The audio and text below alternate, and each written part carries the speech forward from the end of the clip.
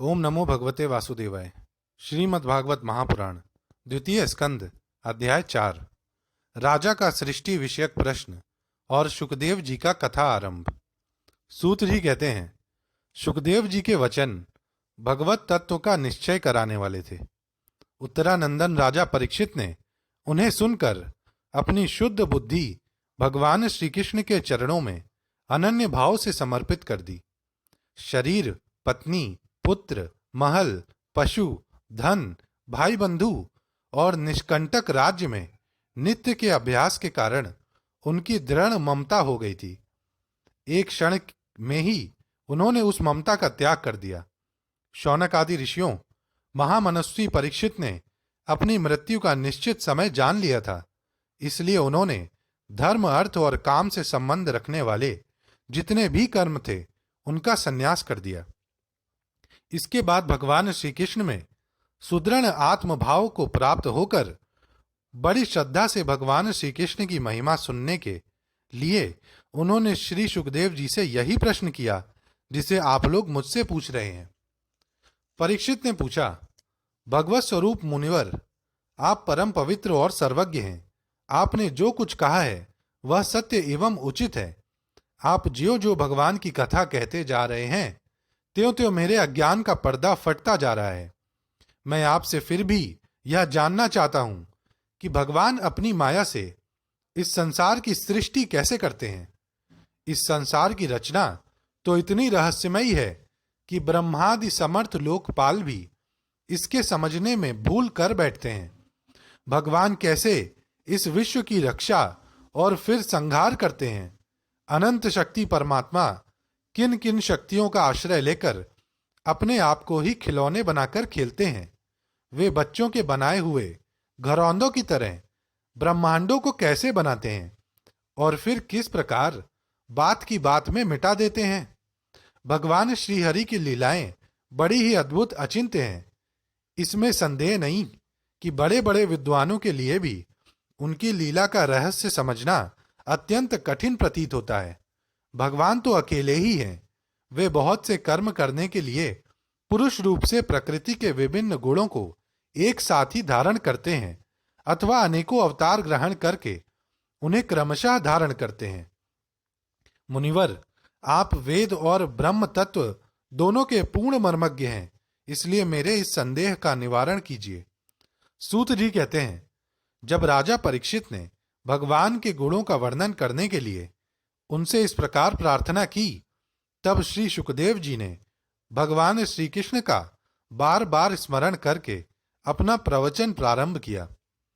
श्री सुखदेव जी ने कहा, उन पुरुषोत्तम भगवान के चरण कमलों में मेरे कोटि कोटि प्रणाम है, जो संसार की उत्पत्ति, स्थिति और प्रलय की लीला करने के लिए सत्व, रज और तमोगुण रूप तीनों शक्तियों को स्वीकार कर ब्रह्मा, विष्णु और शंकर का रूप धारण करते हैं, जो समस्त चर अचर प्राणियों के हृदय में अंतर्यामी रूप से विराजमान है, जिनका स्वरूप और उसकी उपलब्धि का मार्ग बुद्धि का विषय नहीं है, जो स्वयं अनंत हैं तथा जिनकी महिमा भी अनंत है।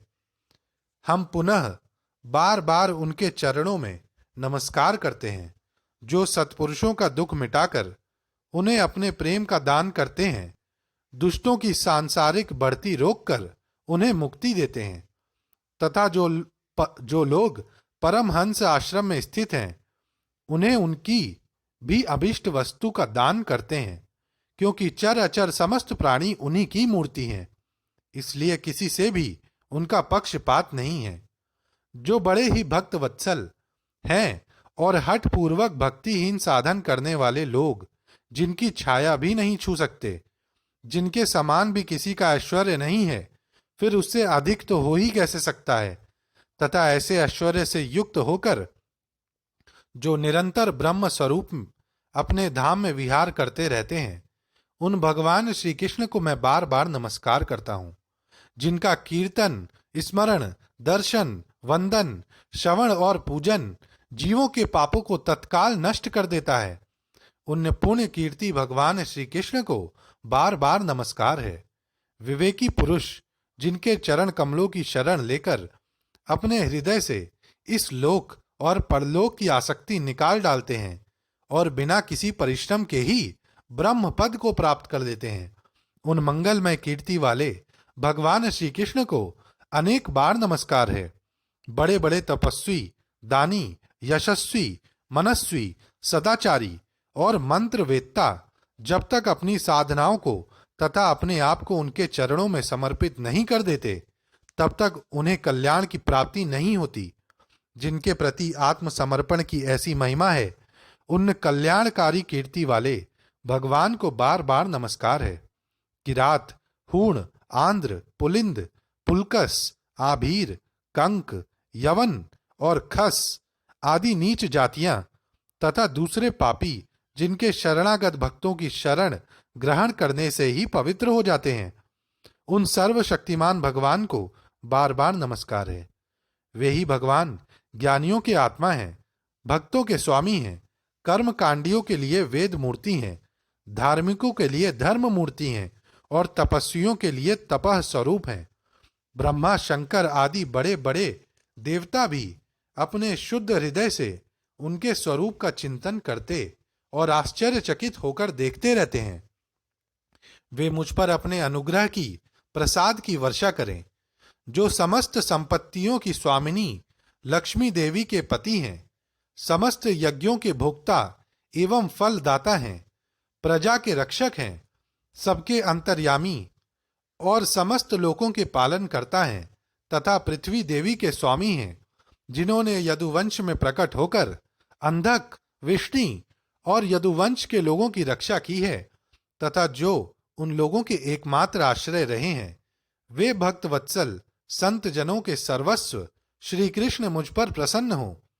विद्वान पुरुष जिनके चरण कमलों के चिंतन रूप समाधि से शुद्ध हुई बुद्धि के द्वारा आत्म तत्व का साक्षात्कार करते हैं तथा उनके दर्शन के अनंतर अपनी अपनी मति और रुचि के अनुसार जिनके स्वरूप का वर्णन करते रहते हैं, वे प्रेम और मुक्ति के लुटाने वाले भगवान श्री कृष्ण मुझ पर प्रसन्न हों। जिन्होंने सृष्टि के समय ब्रह्मा के हृदय में पूर्व कल्प की स्मृति जागृत करने के लिए ज्ञान की अधिष्ठात्री देवी को प्रेरित किया और वे अपने अंगों के सहित वेद के रूप में उनके मुख से प्रकट हुई।